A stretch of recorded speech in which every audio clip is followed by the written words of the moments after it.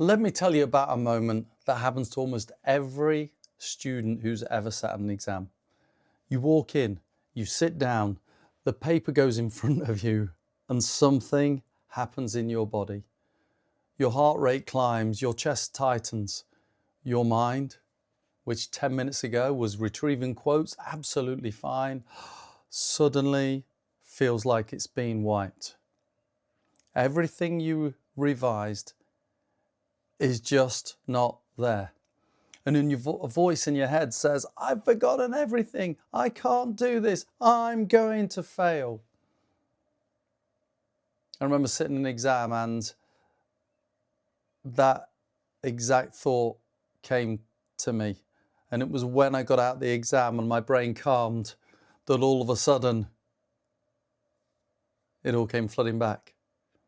You see, that moment, that specific, horrible, physiological ambush, do you know what that is? That's your stress response, doing exactly what it was designed to do. It's not a sign that you're going to fail, it's a sign that you didn't prepare enough.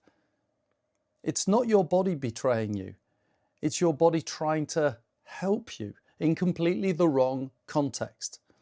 And the reason most students don't recover from that moment is not because they're weak, it's because nobody ever taught them what to actually do in those 10 seconds. So today I'm going to give you two tools.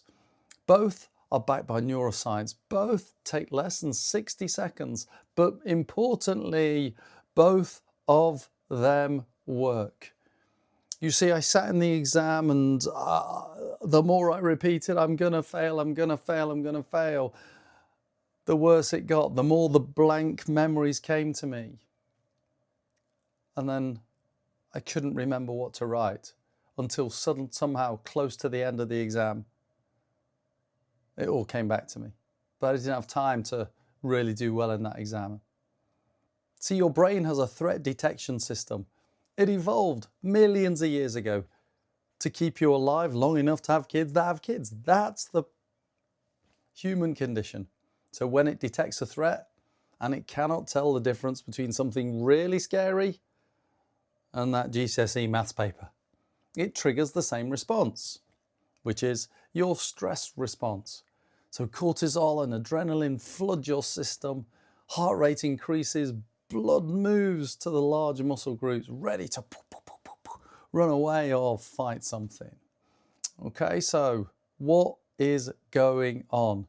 The part of your brain responsible for that really deep thinking and structured essay writing and remembering quotes, that doesn't need to come in. You don't need to remember advanced maths if you can't stay alive tomorrow.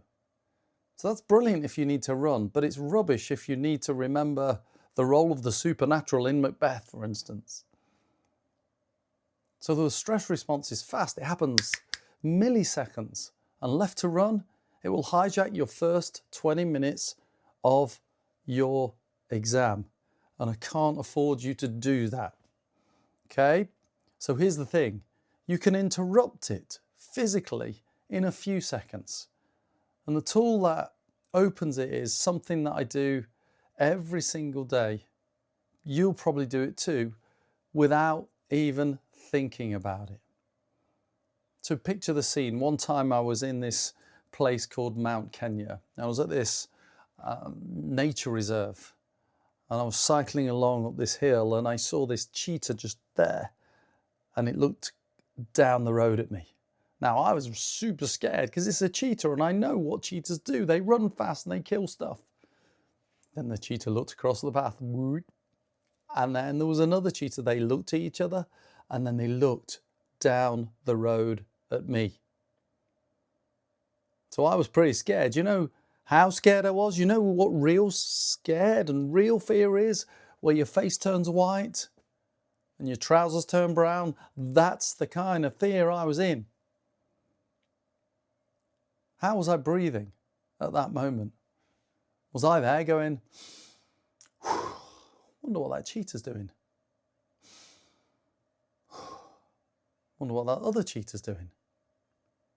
You see, the way we breathe has an impact on our brain. It has an impact on our safety valve. So what if every time you start to notice you get out of control a little bit? What if you notice what your breathing's doing? So let me explain tool number 1, which is called the double breath. So this thing called the double breath, or the physiological sigh, depending what book you read, is the quickest way that we can de-excite the nervous system so that we're ready to get this part of the brain back in the exam, remembering what we're supposed to do. So here's how it works. You take a double inhale, first breath through the nose. So ready? So before you exhale, so you breathe in fully. Then before you exhale, a second short breath at the top. You're filling the lungs as completely as possible. And then a long, slow, extended exhale through your mouth. Almost like you're breathing through a straw. And as long as you can make it, the longer the better. Longer than feels natural. So let it go completely. And then if you do that 3 times, then your stress level will move really quickly, because it's telling your brain, I feel safe. But I want you to try it now. Seriously, let's do it together. So first things first, put one hand on your chest and one hand on your belly, sitting up. So you're going to double inhale through the nose. First breath, then the second breath on top. Ready?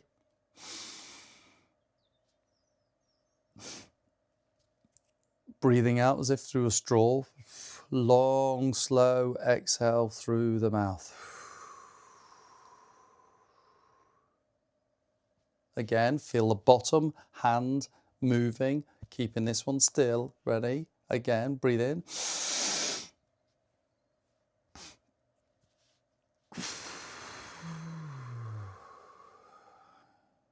Can you feel that slight drop in tension? That's not a placebo. That's this thing called the vagus nerve activating. That's your parasympathetic nervous system coming online. So one more time. And now.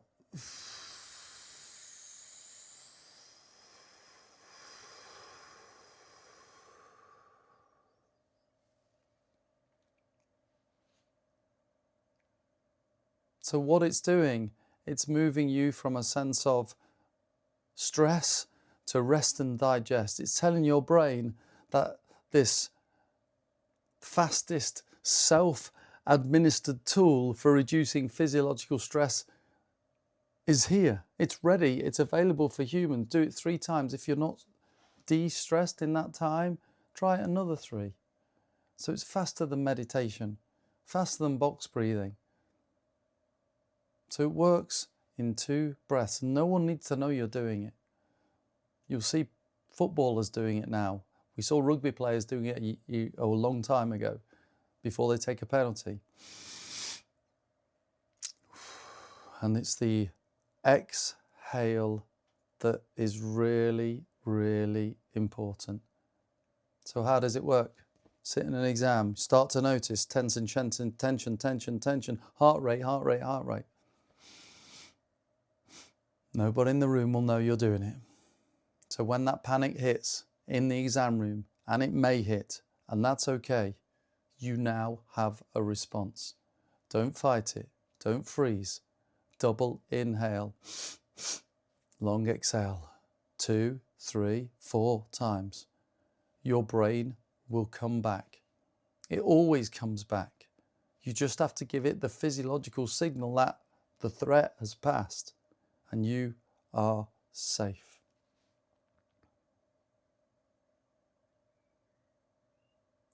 Now you can practice that. The more you practice it, the better you become at it.